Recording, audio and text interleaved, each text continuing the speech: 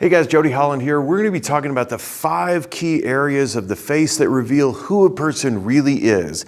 This is my absolute favorite keynote speech that I do and the most requested speech that I get. So here we go. The 5 key areas of the face.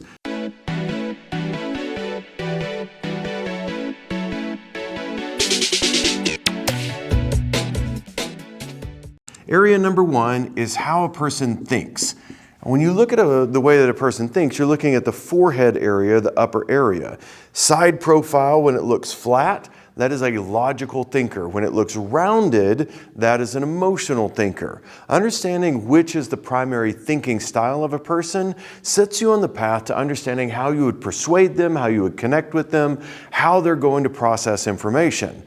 Emotional people respond to emotional appeals. Logical people do not. They respond to logic and spreadsheets and metrics and things that they can understand a little bit better. The second thing on a person's face that you look at is you're going to look at the way that they project themselves into the world. That projection is in the kind of from the ridge of the eyebrow to just below the eye.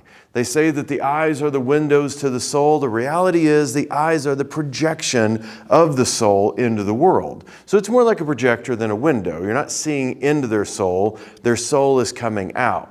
When a person's eyeballs kind of come out from the head, that's a person that projects them further into the world, projects themselves. They want the world to know who they are. They like attention. They hate being interrupted. When the eyes sit back in the head, that's a person who's going to be more of an observer, paying attention to what's going on around them and trying to see everything. So when you have the narrow eyes that sit back, that person doesn't miss anything. They don't always say what they're getting, but they sure don't miss it. So outward is an outward expressive person. Inward is more of an inward or a person who's going to wait to see what happens.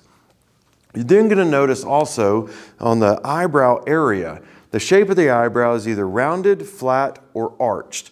The flat ones are task before relationship, the rounded is relationship before task, and the arched is a need to keep things under a specific set of controls. They don't like surprises.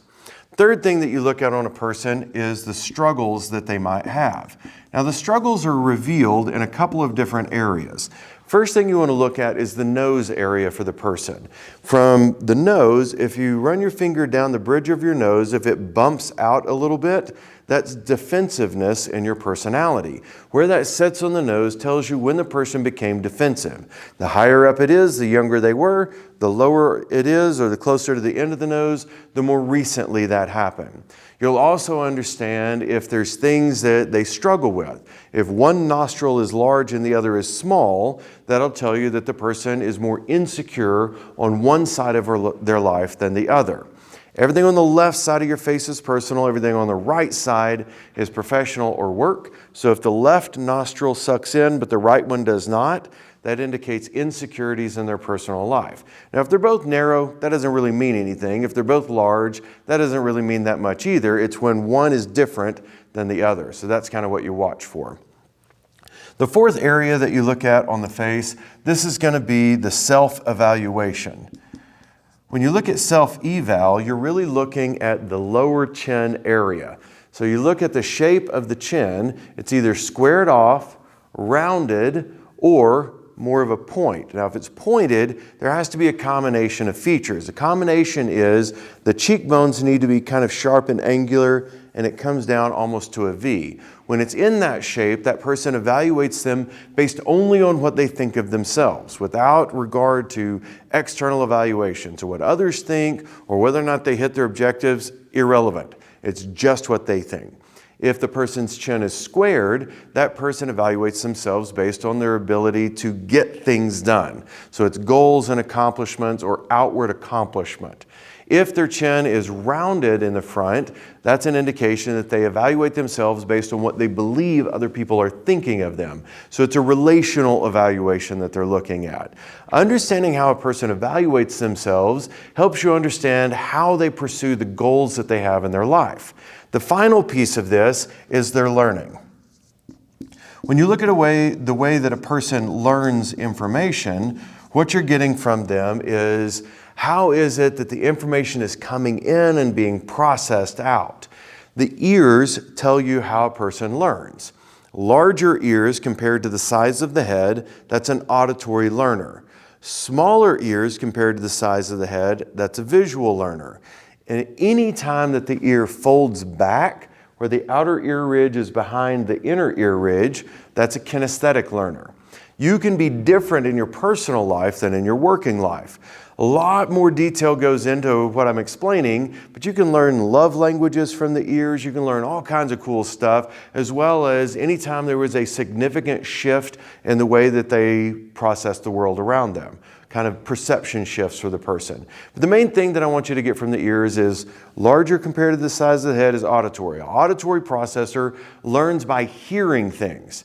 A visual processor, smaller ears compared to the size of the head, they learn by reading things or seeing things done. And a kinesthetic processor, they learn by doing things. When you're designing training programs or learning experiences, you want to account for all three. So you show people what you want, you explain what you want, and then you have them demonstrate it so that you're coaching them as they do it. If you've explained it, that's the auditory. If you've demonstrated it, that's the visual. And if you've coached them while they're doing it, that's the kinesthetic. When you hit all three of those, you're almost guaranteed that the person is going to retain the information.